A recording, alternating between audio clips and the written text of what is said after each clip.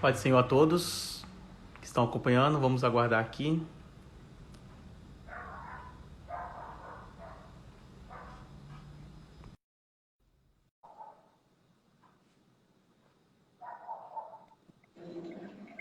Opa! Olha aí. E aí, Pai do Senhor, nosso professor Daniel? Paz do Senhor, como vai, meu amigo? Nobre Ubner. Opa, tudo bem, graças a Deus. Hoje o tema vai pegar fogo no parquinho, hein? Ah, vai, hein? Ainda mais com essa crise que está tendo aí de pandemia. O pessoal tudo passando apuro, não sabe administrar direito o seu dinheiro, ou talvez não administrou a vida inteira e agora está passando um apuro aí, sem recursos para viver e até sobreviver, né? Sem dúvida. Essa questão de finanças, a questão financeira, tudo que envolve o dinheiro, principalmente no nosso país, é uma questão que também é cultural, né? Nós somos educados, por exemplo, você que é um camarada que gosta sempre de visitar os Estados Unidos, né? Nossa educação é diferente do americano, né? Lá eles são educados, por exemplo, a empreender, enquanto nós somos educados aqui a sermos empregados, né? A gente vê essa diferença grande em filmes, por exemplo, as crianças, né, que vendendo com uma barraquinha de suco na porta de casa, né, vendendo doces, vendendo coisas desde cedo, enquanto nós brasileiros a gente já é uma educação diferente. A nossa mãe, nosso pai, ele sempre diz pra gente: ah, você tem que arrumar um emprego, né, vai ter um negócio garantido, um salário. Então, essa questão financeira é, antes de mais nada, uma questão de educação mesmo, cultural, né? Entre outras coisas. Eu acredito que agora os jovens de hoje em dia, essa nova geração, são mais empreendedores do que a geração passada, né? Agora eles estão mais Sem dúvida, ousadia, estão mais para frente mesmo. Tanto é que nós vemos sem a maioria dúvida. dos empresários hoje em dia são empresários que não, na verdade, são jovens, né? Não tem uma certa idade madura acima de 40 anos, 30 anos, né? Sim. Essa semana eu coloquei um vídeo no YouTube que fala sobre as gerações Y e a geração Z, né, e a maneira como que a gente deveria tratar, no sentido de consumidor, essas novas pessoas, né? O vídeo tem um lado mais ligado à parte de consumo mesmo, né? Mas eles são, sem dúvida nenhuma, mais empreendedores. E aí, a crise também, tem uma frase que diz, né, em épocas de crise, o que te resta é empreender, né? Então você não tem... Essa semana mesmo eu fui na casa do agora evangelista Valério, acho que você conhece ele, o Valério, Uhum. congrega comigo lá no Vanel 3, Sei. e ele falou, não sei se você tem reparado na sua casa, mas a quantidade de novos carros que passam vendendo coisas, né? Então, nessa época de crise, se você tem pouco emprego, né? Você tem pouca oferta de emprego, aí você tem que empreender mesmo. E aí o jovem, ele é mais audacioso, sem dúvida nenhuma, né? Que bom, né? Eu estava pesquisando na Bíblia e encontrei muitos versículos bíblicos sobre a parte da finança, né? O pessoal pensa que a Bíblia não fala sobre isso, mas a Bíblia é tão repleta de 66 livros e versículos e mais versículos que contém aproximadamente 2.350 versículos que fala sobre a parte financeira do homem. Olha que interessante, né? Olha Para você só. ter ideia, ele só fala 300 vezes sobre anjos, fala 500 vezes sobre o amor, 700 vezes sobre a fé. Mas nós encontramos 2.350 versículos citando sobre a parte financeira. Como o Olha tema é aí. importante, né? Enquanto o pessoal está entrando aqui, né, nós estamos preparando aqui para abordar melhor esse tema. Claro. Eu costumo dizer que a parte financeira, ela te limita e ao mesmo tempo se você souber como fazer, né, como administrar a sua própria vida, ela até uma questão, né, que eu sempre falo, né, o dinheiro, que é um conselho que eu dou normalmente quando as pessoas me pedem, né, o dinheiro, a gente precisa entender que o dinheiro, ele é algo bom, né, que ganhar dinheiro é algo bom. Não é? Tem pessoas que pensam que ganhar dinheiro é ruim porque o dinheiro faz com que as pessoas se transformem em pessoas más. Quando, na verdade, eu costumo pensar, caríssimo Ubner, que o dinheiro ele é um amplificador, né? Se Sim, você é uma pessoa boa, ele te faz melhor ainda. Você vai ser uma pessoa boa com condição, por exemplo, de contribuir com outras. né, de comprar cestas básicas e fazer a obra de Deus, por exemplo. E se você é uma pessoa ruim, o dinheiro também vai amplificar a sua maldade, a sua ruindade. Você vai ser uma pessoa ruim com o dinheiro. Então, penso que a gente precisa, antes de mais nada, entender que o dinheiro ele não é ruim. Ganhar dinheiro não é ruim. E aí a Bíblia é rica em dizer, eu digo que a falta de dinheiro, ela acaba te atrapalhando em muitas coisas, né? Vamos dizer assim, por conta disso, você acaba fazendo te prejudicando em um monte de outras coisas. Por isso, creio que a Bíblia seja tão rica. Entendi. Daniel, tem um Sidney aqui que mandou uma palavra aqui, falou, reinventar tem sido uma palavra que tem feito muito sentido nos últimos anos. A palavra reinventar, ressignificar, são palavras que os jovens têm usado bastante. Claro. E, em tempo de crise, a palavra reinventar nunca foi tão forte assim, não é? Claro que sim. Porque, vamos entender uma coisa, né? Não há reconstrução sem que exista destruição. Né? Para que você possa aprender novas coisas, você precisa destruir antigas. Se você tem algo na mão, e Deus, por exemplo, quer te colocar algo na mão, você precisa soltar isso, abrir mão disso, para que você possa receber coisas novas. Então, é preciso que você aprenda a se reinventar mesmo. Ou talvez o que te trouxe até aqui, talvez não seja suficiente para te levar daqui para frente. É o que eu sempre falo, principalmente com relação ao Covid, né, com relação à pandemia, é que as coisas jamais serão iguais. Eu disse no meu primeiro vídeo no YouTube, eu falei com relação ao home office, por exemplo. Por que as empresas elas vão parar com o home office? Porque as empresas antigamente não queriam liberar o trabalho em casa, porque elas imaginavam que dessa forma não podiam controlar os colaboradores. Só que hoje, por uma obrigação, né, por uma questão praticamente de força maior, vamos dizer assim, eles foram obrigados a colocar isso em prática. E estão percebendo que as coisas estão funcionando.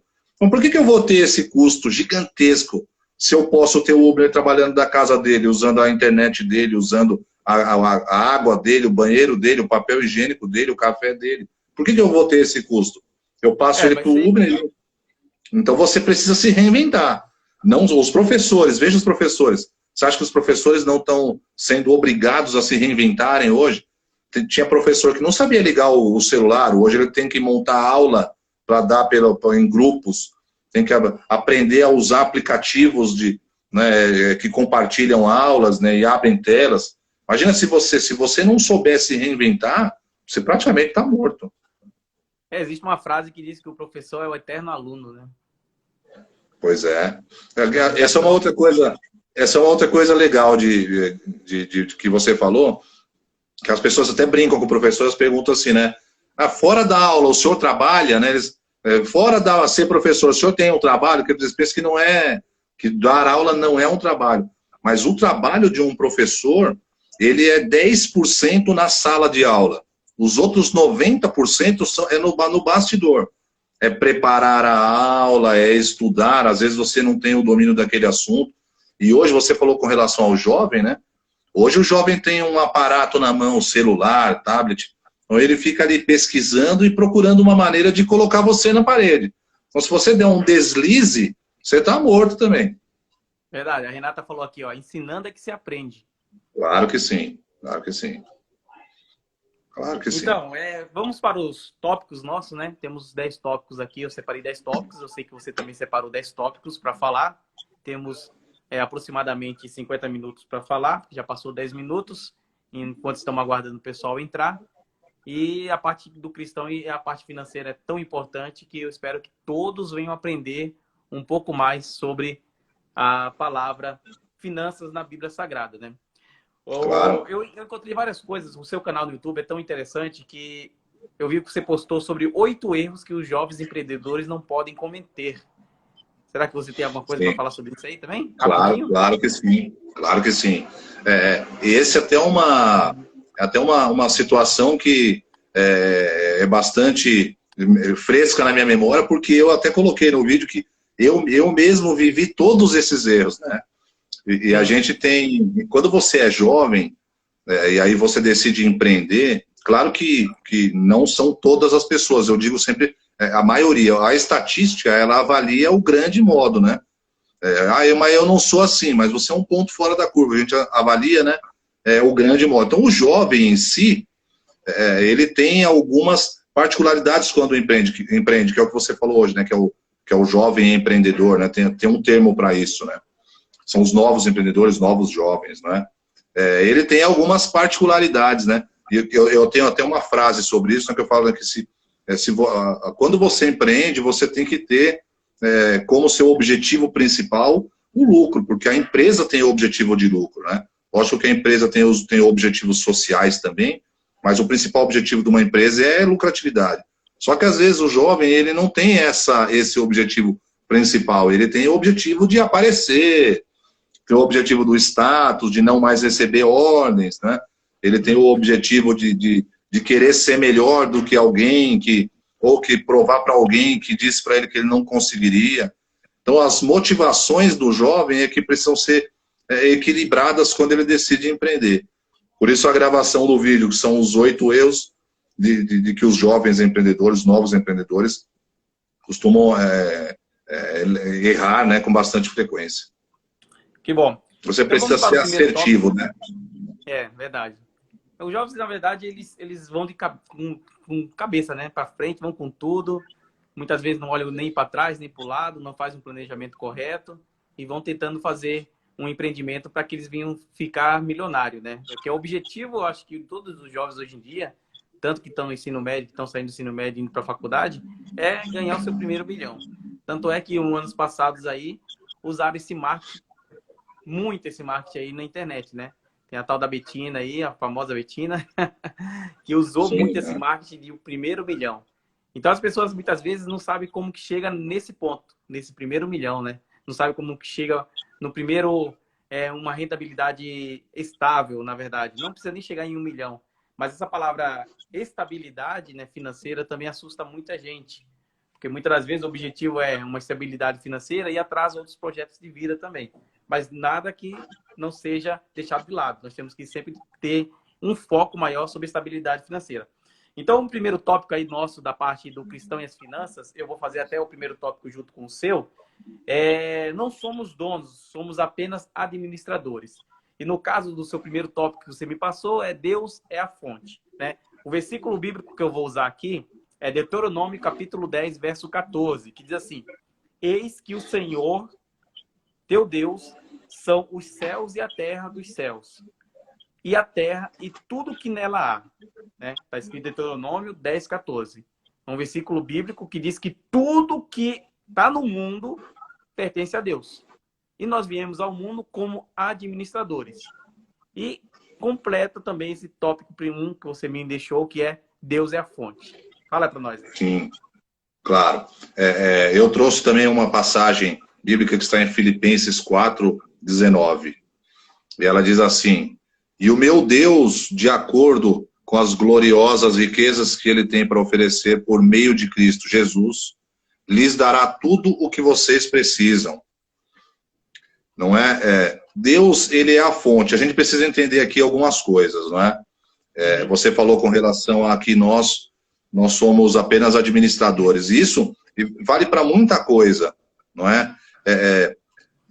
Principalmente quando para as pessoas que estão acostumadas, né, a pregar a palavra, a levar a palavra de Deus, né, pelas igrejas e pelas casas, não é? Aí não só na área financeira, a gente tem momentos da nossa vida, por exemplo, as pessoas até me perguntam: mas eu tô com o nome sujo e eu sou crente, poxa, será que eu vou para o inferno? Cara, claro que não. Né? Lógico que tem a intenção por trás, não é? Eu vou pegar um dinheiro do Uber, não vou pagar ele independente de uma coisa, claro, a intenção é que é ruim. Mas você passar por dificuldades, cara, é uma coisa que é normal, todo mundo está sujeito. E aí é o que você diz, que nós somos administradores, né? Nós somos apenas os administradores, aqui as coisas não nos pertencem. Mas no sentido de que você não é, você está. Né? Tanto para o lado bom quanto para o lado ruim.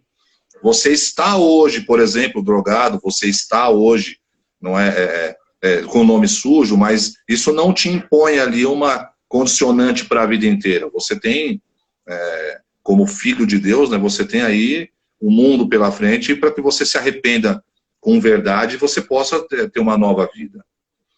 Eu Né? E acredito que quando a Deus é pessoa a tem... fonte. Então, eu acredito que quando a pessoa tem esse tópico aí, Deus é a fonte, e nós somos os administradores, na hora já elimina a parte do pecado do orgulho. Porque as pessoas, eles sentem orgulho pelaquilo que ele tem, né? Se prende pelaquilo que tem. E no fim, nós não vamos levar nada. Estamos aqui como administradores do mundo e o nosso objetivo é maior, né? Na verdade, neste mundo aqui, nós vivemos a cada dia como se fosse o último dia e também fazer um planejamento correto para que nós tenhamos uma finanças boa quando nós chegarmos a uma idade mais, com mais afinco, né? Ou chegar na parte idosa do ser, né? Pode-se dizer. O segundo tópico que eu separei aqui... Até só para te interromper, até para você poder fazer a obra, cumprir o ID, você tem que ter recursos, né? Você precisa ter recursos, você precisa ter condições, né? Para que você possa, sabe, para que você possa ter realmente como fazer, porque senão você realmente fica, sem que você tenha recursos, cara, como você faz as coisas, né?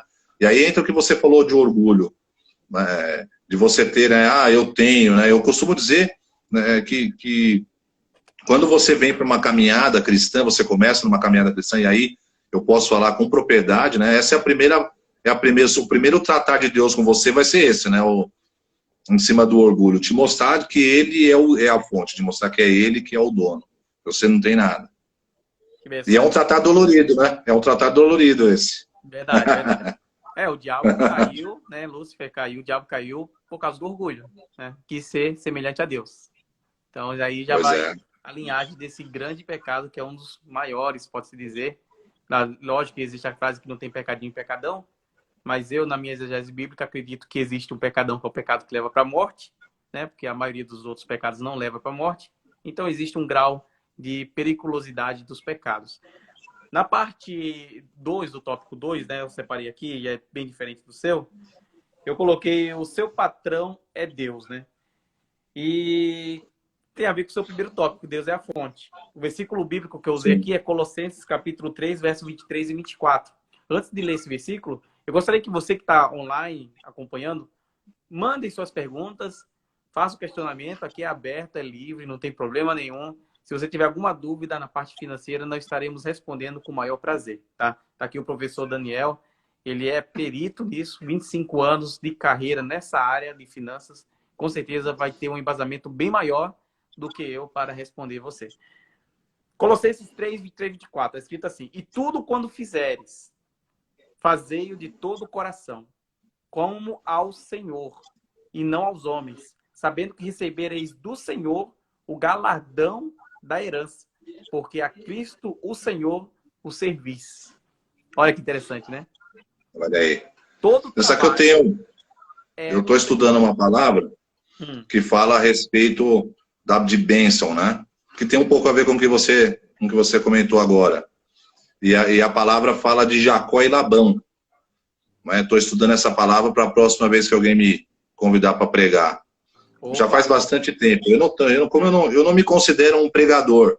Eu gosto de estudar bastante, sabe? A respeito de uma palavra. Eu não sou eu não tenho essa facilidade, sabe? De prega quarta, sexta, domingo, eu não tenho essa facilidade. Eu gosto de estudar bastante a mesma palavra. E tenho feito isso em cima dessa palavra de quem é a bênção, né? Em cima de Jacó e Labão. Porque Jacó, tem até as passagens bíblicas que falam disso, que Labão disse para Jacó, né? Olha, não vai embora não, fique aqui, porque eu sei que por sua causa eu tenho sido abençoado. Então, quando você às vezes está passando uma dificuldade, e aí você vê que você está num lugar de trabalho, você está morando às vezes em algum lugar, que você vê que a pessoa tem prosperado, mas você não tem prosperado. Mas afinal, a bênção, ela está em cima de quem? Né? Então é uma mais ou menos em cima disso que você comentou agora me repita o seu tópico. O seu patrão é Deus. Tudo que você então fizer nesse mundo, Então você está ali. Você está ali com o Labão. Às vezes o que acontece? O funcionário está lá trabalhando normal, o gerente dá uma saída, o supervisor ou o seu patrão dá uma saída, e o que o funcionário faz? Ele começa a relaxar no trabalho. Isso aí, em parte de caráter cristão, é um erro gravíssimo. Por que é um erro gravíssimo? Porque ele não tem consciência do que está escrito em Colossenses capítulo 3, verso 23 e 24, que diz que tudo que fazemos nessa terra, nós temos que fazer com a consciência que nós estamos fazendo para Deus e não para o homem. Mesmo assim, mesmo que o homem, o patrão, seja carrasco, não mereça, nós temos que manter a nossa integridade e temos que fazer tudo como se fosse para Deus, dar o melhor de nós. E isso é importantíssimo para cada um. Claro que sim, claro que sim. É aquilo que você faz quando não tem ninguém olhando, né? É verdade. O terceiro tópico é bem interessante. Dívida é escravidão. Não se sujeita à escravidão das dívidas. Provérbios 22, 7. O rico domina sobre os pobres e o que toma emprestado é servo do que empresta. Dívida é escravidão ou não é? O que você acha? Sem dúvida. Você escuta ainda, tem alguns clientes que falam assim, né? Brincando, claro, né? Eu vou comprar a prazo, que se Jesus voltar eu não pago, né? Quem não compra a prazo não tem nada. E aí é diferente de uma dívida, né? Quando você compra a prazo, embora financeiramente falando isso seja uma dívida, claro, mas acho que o conceito aqui que está em 22,7 em Provérbios é diferente, né? Por exemplo, você tem certas dívidas de que você compra, eu vou comprar aqui no cartão de crédito, e lá na frente eu vejo como é que eu pago. Aí você tem realmente, que é o que eu falei no tópico anterior, nos tópicos anteriores, é a questão também, né, da intenção que vem, né? E certas dívidas, por exemplo, como cartão de crédito e dívidas de cheque especial, são dívidas que não vão nem te levar à ruína, vão te levar à morte mesmo. São dívidas que em questão de meses dobram, triplicam. Aí o cliente precisa andar. Se a pessoa não sabe utilizar corretamente. Se você sabe utilizar, vou te dar um exemplo rapidamente. Eu tenho um conhecido que foi trocar de carro e precisava pagar ali R$5.000 de diferença. E daí eu perguntei, eu troquei de carro, mas peguei dinheiro emprestado para pagar os R$5.000 aí. Alguém perguntou assim, bom, mas R$5.000 você pegou emprestado? Pô, mas você não tinha o dinheiro? Aí a pessoa respondeu assim, olha, eu tinha o dinheiro, só que o meu dinheiro aplicado, ele me rende 6, 7 numa aplicação que eu tenho aqui. E o dinheiro que eu peguei emprestado, eu pago 0,4 por mês. Então veja que se você sabe como fazer as coisas, né, quem que faria isso? A pessoa já pega o dinheiro, paga ali e pronto, né? Ela não para analisar, para avaliar. Então você precisa ter... Certamente deve ter um mínimo de conhecimento da parte financeira, né? Para saber o... Pois é. Cara, e não é uma coisa, lógico que... Pode falar. Lógico que você não vai ter o conhecimento de um consultor financeiro, de alguém que estuda há muitos anos a respeito disso. Mas você pode, sabe, buscar informações no meu canal mesmo. Eu tenho vários vídeos dando dicas assim, sabe, pequenas dicas, para que você pelo menos não cometa absurdos, sabe, não cometa erros assim grosseiros, cara, que te levem à ruína mesmo, né? Não é possível fazer, isso é possível fazer. Tem bastante pergunta aí. O pastor Carlos mandou uma pergunta aqui. E daí? O Silvio Santos disse, quem não faz dívida não cresce. É o que eu acabei de dizer, né? Essa é uma dívida. Você comprar um apartamento e parcelar, por exemplo, você tem uma dívida, claro que sim. Mas aí é diferente de você, como eu falei, de você usar o cartão de crédito para comprar coisas que você não sabe se vai ter condição de pagar. Tenho certeza que quando o Silvio Santos disse isso, ele disse com relação a você ter um cronograma financeiro, né, um fluxo de caixa, para você saber que a regra número 1, né, qual é a regra número 1 das finanças? Não se gasta mais do que se arrecada. Se você faz uma dívida para pagar parcelas de R$3.000 por mês e você ganha 2, aí você trouxe uma dívida que é pouco inteligente. Aí entra a questão da Renata falou aqui, ó. Você pode ou não se tornar escravo da dívida. Se você agir conscientemente, claro você pode. não vai ser escravo. Agora, se você agir descabeçado, sem pensar, sem raciocinar, logicamente vai ser mais um escravo da dívida, né? A Bíblia fala uma e coisa uma que nós vez, podemos dever, sabia? a A Renata única falou coisa aqui, ó, que podemos futilidade dever, por utilidade. Assim. sim.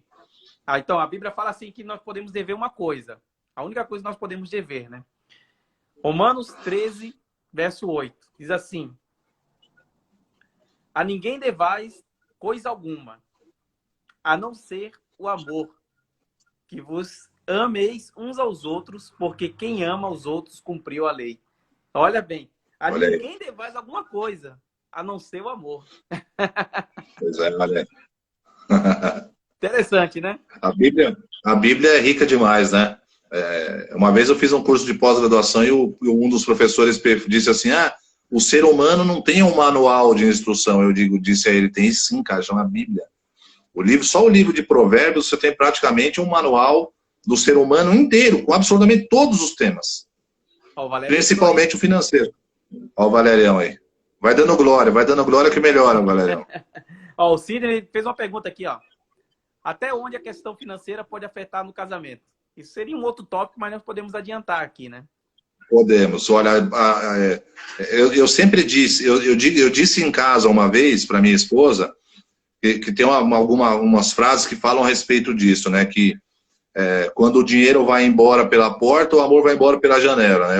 Eu sempre disse isso de uma forma de brincadeira, mas com um fundo de verdade. Sim, mas depois da minha caminhada cristã, eu confesso que, principalmente na minha casa mesmo, a gente tem acompanhado bem isso, né? É que se o casamento ele é verdadeiro, fundado na rocha, que é Cristo, fundado nos preceitos bíblicos, aí a própria dificuldade fortalece o casamento. Mas a dificuldade financeira, ela talvez seja, o Sidney que perguntou, né? O Sidney que perguntou. Sidney, a dificuldade financeira talvez seja a pior prova para um casamento. Lógico que existem outras, mas a dificuldade financeira vai te colocar uma prova que poucos casamentos passaram incólume, passaram, sabe, de cabeça erguida por ele. É uma dificuldade que vai colocar uma prova bastante difícil de ser vencida. Aí é só Jesus na causa mesmo. Tem uma estatística aí que diz que a dívida financeira é um dos tópicos number one de separação e divórcio, né? Até mais do que traição. Para se ter ideia como é importante você ter uma estrutura boa na parte financeira, saber administrar isso aí. E é o quarto tópico, né? Tenha um orçamento. A Bíblia fala em Lucas 14, 28. Pois qual de vós, querendo edificar uma torre, não se assenta primeiro e fazer as contas dos gastos para ver se tem como que acabar? Olha aí. Olha aí. Lucas 14, 28. Lucas 14, 28. Se um de vocês quer construir uma torre, tá aí, ó. Primeiro senta e calcula. Tem uma frase que diz assim, um sábio disse o seguinte, ele falou assim, se eu tivesse 1 hora para executar uma tarefa que dela dependesse a minha vida ou a minha morte, eu gastaria 50 minutos planejando e só 10 minutos executando. O planejamento, a organização, ela é o segredo ou o segredo do teu sucesso ou do teu fracasso. Você precisa se organizar. Tem um outro escritor que não tem nada a ver com a Bíblia, mas penso que cabe aqui agora nesse tópico. Sim. Tenho certeza que você conhece, que é o Stephen Covey. Ele fala, né, que os disciplinados é que realmente são livres. Os indisciplinados é que são escravos dos momentos e das paixões. Você com certeza tem aquele amigo que você considera chato, que você chama ele para tomar um café, ele fala, deixa eu ver minha agenda, deixa eu ver se eu posso, deixa eu ver se eu posso aquilo. Sim. E aí você pensa assim, esse cara é chato, tudo ele pensa que é agenda, quem ele pensa que ele é? Mas ele consegue fazer tudo, sabe por quê? Porque ele é organizado. Ele tem ali, né, o seu orçamento, ele tem a sua agenda. Em contrapartida, às vezes eu e você que não temos essa organização, às vezes você passa o dia inteiro, você nem percebe que o dia passou e quando você vê, você fez o quê? Você não fez nada. Então, né, o organizado, o disciplinado, ele sem dúvida nenhuma, ele chega ao sucesso muito mais rapidamente, né? E num caminho que é fundado na rocha. Eu sempre digo que o caminho da facilidade, ele nunca vai te levar a um resultado sólido. Nunca. Tem um versículo bíblico, Provérbios Pode falar, 21:5, que tem a ver com o que você está falando agora. Provérbios 21:5. Ele fala assim: os planos do diligente tendem à abundância, mas a pressa excessiva à pobreza. Pois é. Olha aí. Essa é uma falha grande também do jovem. Você falou, né, da frase lá, 50 minutos de planejamento e 10 minutos de execução. Se a pessoa não planejar, não adianta. A torre é de Babel, ela vai cair. Pois é. É exatamente isso mesmo. Valério. Falta entre os cristãos a cultura de fazer reserva? E a igreja deveria agregar esse tema ao ensino? Eu não vou responder, eu estou com vontade de responder, mas não vou responder. Não vou deixar você responder. Olha só, vou responder, mas depois quero a sua opinião. Vou responder, mas quero a sua opinião. Vou te responder com um projeto. Veja bem, eu estudei a teologia, não é? E depois passei a estudar uma outra teologia agora da Faculdade Bethesda. E o que eu percebo? Eu percebo, essa é a minha opinião, tá? Por favor, eu percebo que existe uma grande dificuldade da maior parte dos obreiros. Sabe por quê? Porque, é o que o Valério falou, né? Falta cultura de reserva. Porque ele não tem uma base. Então, por que a maioria dos obreiros ele não aproveita um curso, por exemplo, de teologia a pleno? Ele não aproveita porque ele não tem uma boa base de português, ele não sabe interpretar um texto. Então, como é que alguém que tem dificuldade em interpretar um texto pode aprender homilética e hermenêutica? Ele não vai aprender, concorda? Da mesma maneira, então, o cristão, ele não é que ele não tenha a cultura de fazer reserva, é o que eu falei no início aqui do nosso bate-papo. Não é nem o cristão, principalmente o brasileiro, porque ele não tem uma base. Então você precisa ter, por exemplo, eu desenvolvi, estou desenvolvendo ainda, que eu falei para você agora há pouco, é um curso próprio para o obreiro, que não serve só para o obreiro, por exemplo. Mas aí o camarada vai aprender o quê? Ele vai aprender português, ele vai aprender finanças, ele vai aprender comportamento pessoal, ele vai aprender ética, ele vai aprender treinamento motivacional. Porque você me responda, nem me responda, mas pense. Você acha que um pastor, ele não tem que ter todos esses conhecimentos? O camarada vai administrar a igreja, a parte financeira, mas ele não conhece, ele não sabe, não conhece de finanças. Aí ele vai pegar uma discussão entre os irmãos, mas ele não conhece, né, sabe, de comportamento. Então você precisa ter essa base. Só que até então é um curso que eu desconheço, por isso até a minha ideia de desenvolver esse curso. Ele está quase no final, viu, Rubner? 3 módulos, 100% online, que é para a pessoa tem que ter... alguém disse para você assim, respondendo ao Valério agora, propriamente, você precisa guardar dinheiro. Você escutou isso, tenho certeza, 1 milhão de vezes. Só que você não escutou por que é que você precisa guardar dinheiro. Por que você precisa ter? Porque você tem que ter um planejamento, porque você precisa pensar amanhã. Então, as pessoas, elas primeiro precisam entender os porquês. Que é o que eu sempre digo para minha filha mais velha, por exemplo. Existem 2 maneiras de aprender. Você decorar e você aprender. Quando você decora, ele serve para aquela meia horinha, para a prova e acabou. Agora, quando você aprende, aí você só aprende sabendo os porquês. Aí esse conhecimento, ele é para a vida toda. Você nunca mais esquece.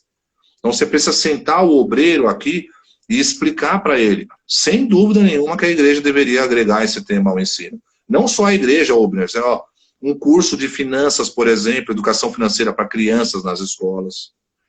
Se você aprende, com certeza a inadimplência depois lá na frente é menor, com certeza pessoas que pegam e não pagam vai ser menor, sem dúvida nenhuma.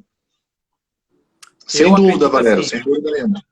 E o Valério, ele fez uma pergunta muito boa, né? Porque realmente falta, não só entre os cristãos, né, uma cultura de fazer reserva, mas para muita pessoa.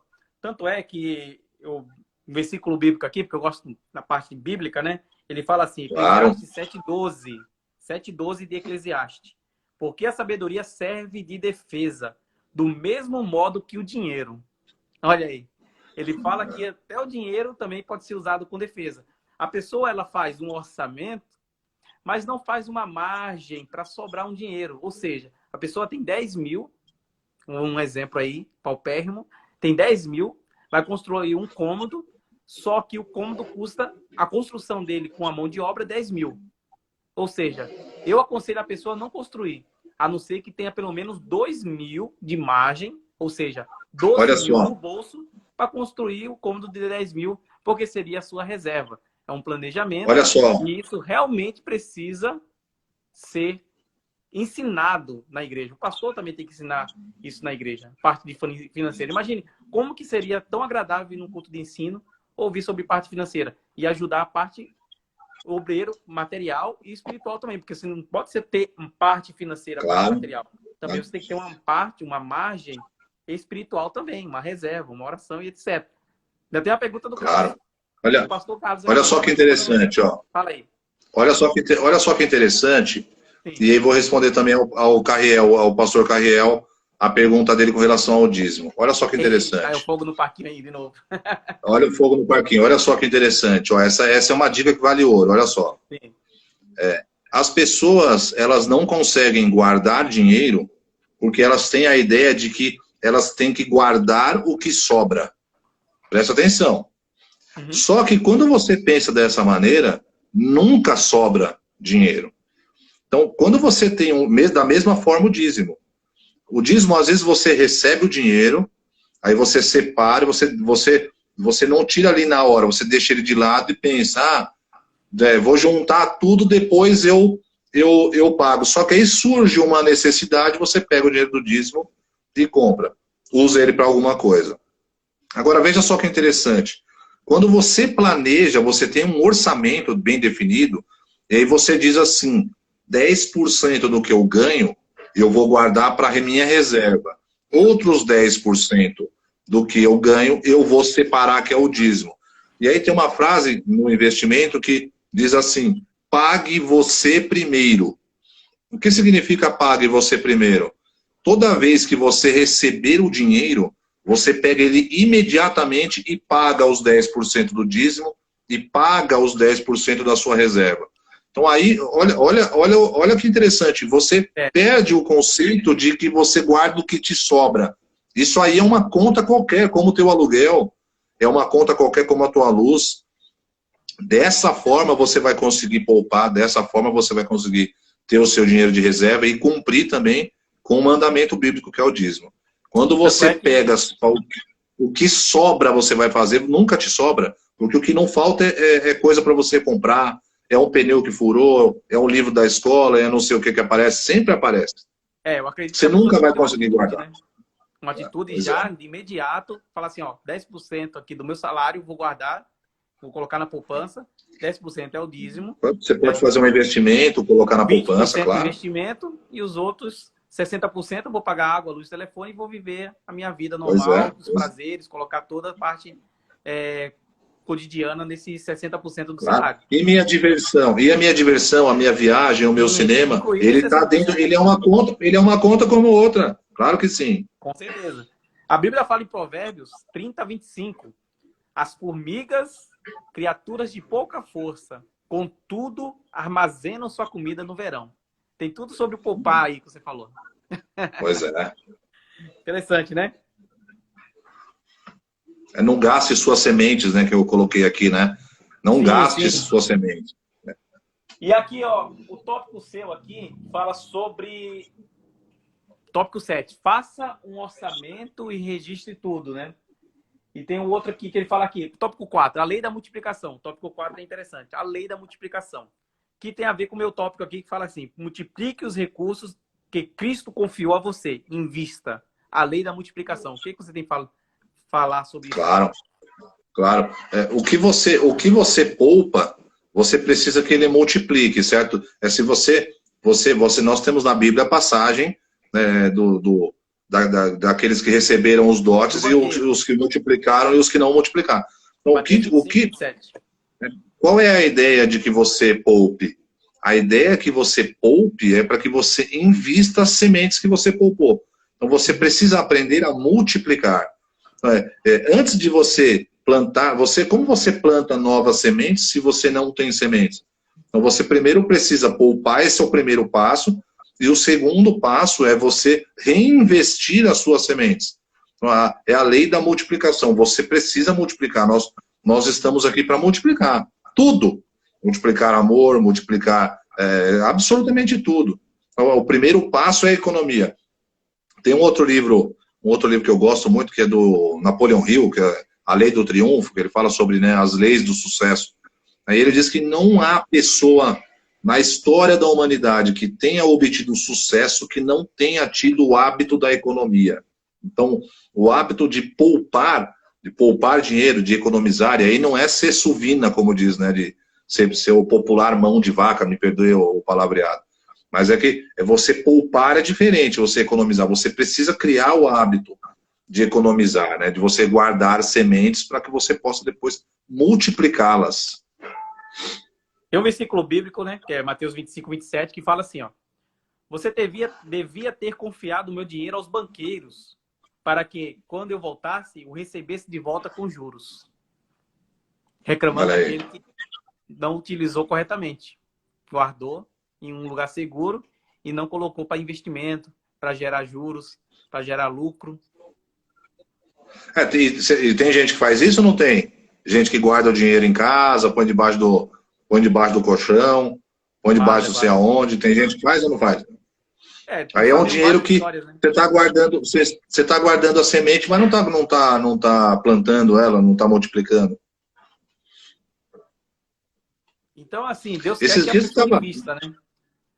Claro que sim, claro que sim. Tudo, e é tudo assim, viu, Bruno? Tudo é assim. Ah, eu quero melhorar, eu quero ser um pregador melhor. Você dorme sem saber e acorda sabendo? Claro que não. Ah, eu quero ser um profissional melhor. Você dorme sendo um mau profissional e acorda bom profissional? Claro que não.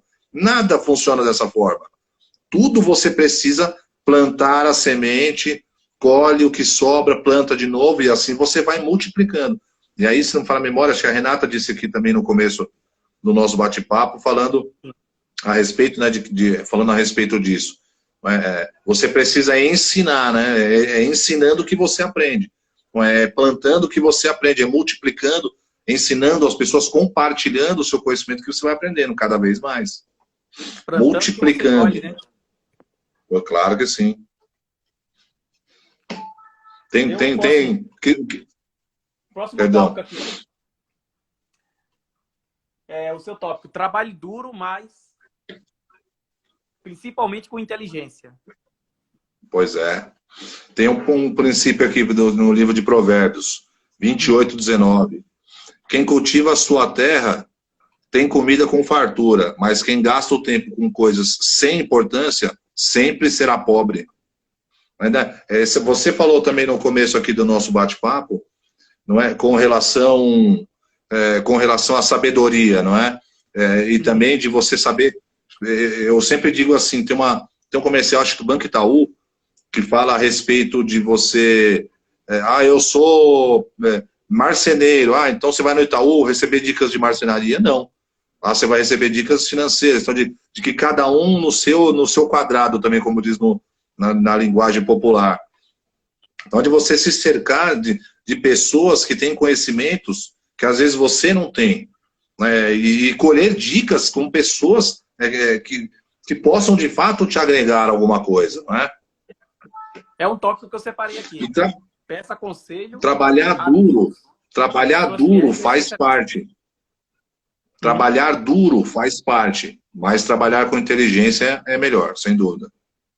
Então, aí completa aqui meu tópico também, né? Que peça conselho na parte de trabalhar duro com inteligência. Eu acredito que tem que pedir a Deus, pessoas fiéis e a especialistas. Tanto é que em Provérbios 19, 20, Provérbios 19, 20, está assim, ó: ouça conselhos e aceite instruções, e acabará sendo sábio. Mas, na verdade, não é qualquer um que nós podemos receber conselhos, né? Não, claro que não. Você não vai receber um conselho de uma pessoa que está totalmente endividado, né? Pois é. Uma pessoa separada vai dar palestra para casais. Não, às vezes...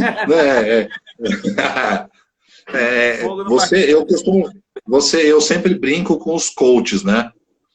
Até tem alguns irmãos que são coaches e ficam bravos comigo, mas eu falo que o coach tem a maioria, né? Claro, tem bons coaches, mas são pessoas que sabe, eles não tiveram brilho na sua carreira profissional e daí, em algum momento, elas decidem ensinar os outros. Mas espera aí, cara. Você já fez isso que você está me aconselhando? Me diga qual empresa você foi, trabalhou e fez isso. Me diga qual foi o cristão que você aconselhou. Me diga quem foi que você foi buscar lá no mundão e trouxe, sabe? Se você não tem experiência, como é que você aceita conselho de alguém? Como é que você aceita conselho de alguém que nunca fez o que te aconselha? Cara, você precisa ter, se cercar de pessoas, e aí não é uma questão de arrogância, né? Tá? É uma questão de inteligência mesmo. Eu sei que... E esse livro era um livro sobre finanças, né? E eu falei para ele, viu, como é que você vai publicar um livro sobre finanças se sua situação financeira não condiz com aquilo que você está ensinando no livro? Que é uma situação meio complicada, mora de aluguel e etc, né? Uma pessoa assim se comporta você acha que as pessoas não, você acha que as pessoas não veem? Você acha que as pessoas não veem isso? Guarda o livro, espera um pouquinho, sobe, colhe o que você está plantando, depois você lança esse livro, que vai ser um sucesso. Mas precisa... porque as pessoas fazem... Não significa que você não possa, uma vez em uma situação ruim, independente de qual seja o campo, que você não possa aconselhar. Agora, é que você não possa dar dicas, por exemplo. Um camarada que quebrou 3 vezes tem condição de te ensinar, por exemplo, como não quebrar. Não é? Você tem como aprender também na adversidade. Agora, você se vestir de uma roupa como se você fosse, né, o maior empresário do mundo e você nunca teve nenhum negócio, cara, aí realmente não tem como. Como é que você acredita nisso, sabe? São coisas, a pessoa vem com uma conversa bonita, você não vai pesquisar, você não... Mas peraí, legal, você está falando isso aí, bonito, mas me responda, me dá aí uma empresa, me dá o telefone de alguém que você possa ligar e o cara fala, não, ele fez aqui mesmo para mim. Então você precisa ter isso aí. E aí, nesse ponto, mais uma vez, como sempre em tudo, o joelho dobrado e pedindo a confirmação a Deus, né? Olha, pedir ao Pai em oração, olha, me mostra o caminho, se é isso mesmo.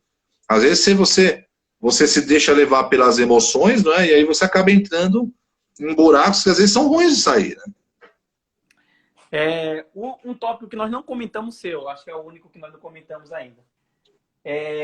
O sexto, né? O segredo do contentamento. Que segredo é esse aí? Pode falar para nós aí? Claro que sim. A gente precisa aprender uma coisa importante, né? Que o sucesso financeiro, ele não é uma competição, não é? Até porque sempre vai ter alguém com mais dinheiro que você, não é? Sim. Então você não pode se deixar dominar pelo amor ao dinheiro. A Bíblia diz, não se pode amar a dois ao mesmo tempo, né? A Deus e a Manon, né? O dinheiro. Não é? Então... Eu falo que o amor ao dinheiro é a raiz de todos os males. Não o dinheiro, mas o amor ao dinheiro que é a raiz de todos os males, né? Sim. Então você precisa aprender... eu falei esses dias para o pastor Carriel, tá aqui, tá aí participando com a gente. Qual é o melhor carro do mundo? É o seu, pô, é o que você tem. Então, né, o que eu tenho é o melhor carro do mundo, né? Porque é o que eu posso ter nesse momento. É aquele que me leva. Então a gente precisa, se você não é feliz consigo mesmo, você não vai ser feliz com esposa nenhuma, com marido nenhum. Se você não é contente consigo mesmo, você não... eu sempre digo, Ubner, que o segredo de uma vida feliz, vamos dizer assim, em qualquer campo, é que você se conheça. Suas potências, aonde você cai, aonde que você tem dificuldades. Você precisa se conhecer. E aí uma vez que você se conhece, e você se contenta com isso, tem um professor Clóvis de Barros, ele fala, né? É impressionante como eu entendo, como eu mesmo explico. Ele falou, eu gosto muito da minha própria voz. Ele brinca, né? Ele fala, porque se eu vou ter que conviver comigo mesmo até o fim, se eu vou ser espectador de mim mesmo até o fim, é melhor que eu me encante comigo mesmo, né? Ele diz, né? Então, se você não tem esse próprio contentamento, né? Se você não se contenta com as coisas que você tem, fica difícil você... Porque amanhã você vai dobrar o seu faturamento, vai dobrar a sua casa, você vai dobrar seu carro, você vai dobrar a sua empresa, e dali 2 semanas você vai estar descontente de novo. Então a gente precisa se contentar, não é? E aí entra também mais uma vez... Pode falar. Pensador, né? Pensador 24, ele deixou uma pergunta aqui, ó. É certo o cristão fazer investimentos? Talvez ele está referindo-se a tudo, né? Investimento talvez em plano fixo, né? Variável. Sem dúvida nenhuma, sem dúvida nenhuma, claro que sim. Tesouro. Claro que sim. Direto. Sem dúvida nenhuma, claro que sim. Fundos Claro imobiliários. Qualquer um, sem dúvida nenhuma. Mas é certo. Claro que sim. Com certeza. Claro que sim. Claro que sim. Sábio é o cristão que faz investimento, né? A Bíblia fala em Provérbios 21, 20. Na casa do sábio há comida e azeite armazenados, mas o tolo devora tudo que pode. É o que está acontecendo na quarentena, né? O pessoal come e não para de comer. O pastor, o dinheiro é um péssimo senhor, mas um ótimo servo, olha aí. É verdade. Olha aí, pastor Caian. Se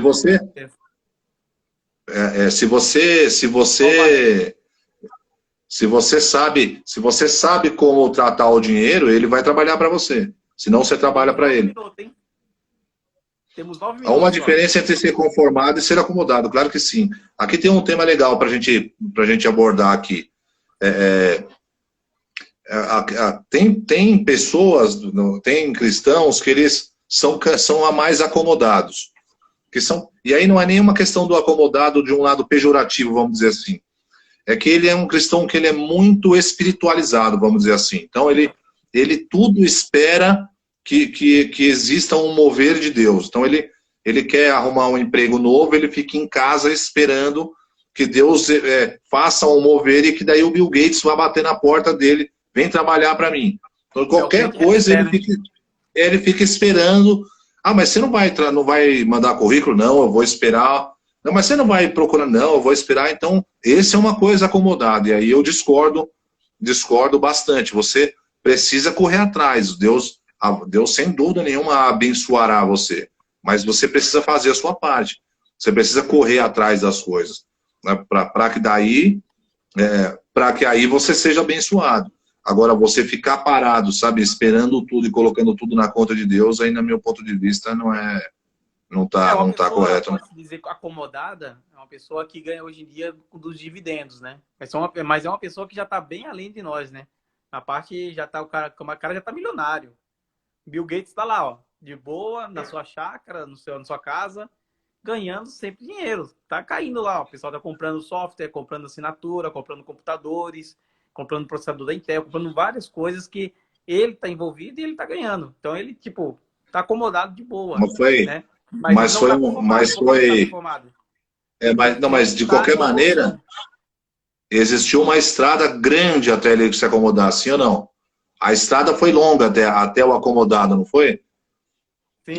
É uma questão, é diferente, né? O cara construiu, plantou e agora ele está colhendo. Agora ele está desfrutando a colheita, não é? Mas ele passou grande parte da vida plantando, se esforçando, como o exemplo do Silvio Santos, que o pessoal deu aqui bastante, né? Existiu um plantio, durante muito tempo você plantou. Para daí uma hora você... A biografia dele lá, você vai entender que ele ralou muito. Pois é. Coisa que